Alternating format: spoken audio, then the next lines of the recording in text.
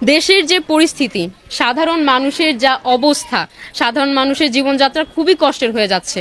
তো মনে হচ্ছে কোনো না কোনো দিক থেকে আমরা হয়তো বা ভুলছিলাম। আমরা যে বাংলাদেশটা মূলত গড়ে তুলতে চেয়েছিলাম সেটা কোনোভাবেই হয় না। যেমন এখন আমরা যখন রাস্তা দিয়ে যাই, এলাকার কিছু ছেলেপেলে থাকে যারা এক সময় আগেকার সময় যেটা ছিল তখন তারা কোনোভাবে টিচ করতো না, কিন্তু বর্তমানে হচ্ছে তারা বিভিন্নভাবে মেয়েদেরকে টিচ করে। পুলিশ সেখানে দাঁড়িয়ে থাকা অবস্থায় কোনো রকম কোনো সহযোগিতা করে না, ইনফ্যাক্ট না দেখার একটা ভান করে তারা চলে যায়।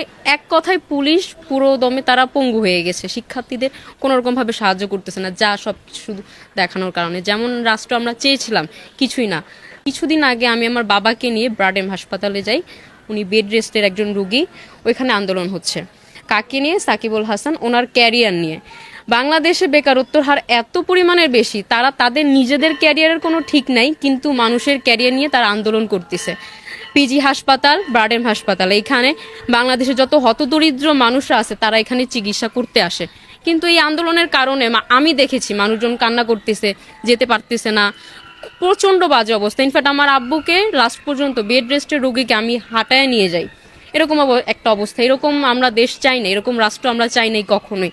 দেশের একটা বাজে পরিস্থিতি, প্রতিদিন মিছিল, প্রতিদিন আন্দোলন, সাধারণ মানুষের জীবনযাত্রা খুবই কষ্টকর হয়ে গেছে। আর যদি খাবারের দামে আসি, সেটা তো আগে যা ছিল তার থেকে বেড়ে গিয়েছে। বাংলাদেশের মানুষজন সুন্দরভাবে দুপুরে রাতে খেতে চেয়েছিল, উন্নত রাষ্ট্র তো সবাই চায় না।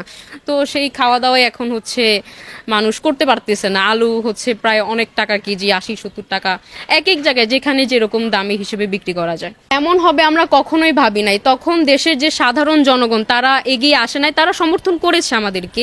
কিন্তু এখন দেশের এমন একটা পরিস্থিতি, কিছু হচ্ছে 19 থেকে 20 হচ্ছে, মানুষজন আন্দোলনে নামতেছে, মিছিলে নামতেছে।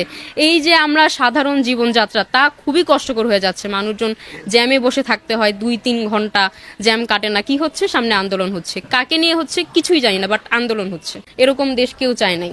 আগে দেশ ঠিক ছিল কিছুটা অংশে বলা যেতে পারে, সেরকম আসলে বলা যায় না।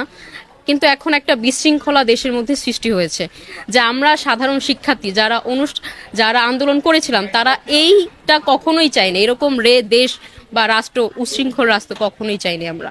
এইটা আসলে সঠিক সমাধান কেউই বের করতে পারতেছে না। দেশের সামনে কি হবে সেটা আমরাও ঠিক জানি না। দেশের যে পরিস্থিতি, সাধারণ মানুষের যা অবস্থা, সাধারণ মানুষের জীবনযাত্রা খুবই কষ্টের হয়ে যাচ্ছে। তো মনে হচ্ছে কোনো না কোনো দিক থেকে আমরা হয়তো বা ভুলছিলাম। আমাদের মেয়েদেরকে যেইভাবে এখন জায়গায় জায়গায় টিচ করা হচ্ছে, অপমান করা হচ্ছে, পুলিশ সামনে থেকেও তা কোনোভাবে সতর্কতা বা কোনো কিছুই করতেছে না। এক প্রকার পঙ্গু হয়ে গেছে, কোনোভাবে কেউ সাহায্যের জন্য এগিয়ে আসতেছে না। দেশের পরিস্থিতি খুবই খারাপ। আমরা দেশের ভালো একটা ভবিষ্যৎ চাই, আশা করি আমরা সবাই এগিয়ে আসি।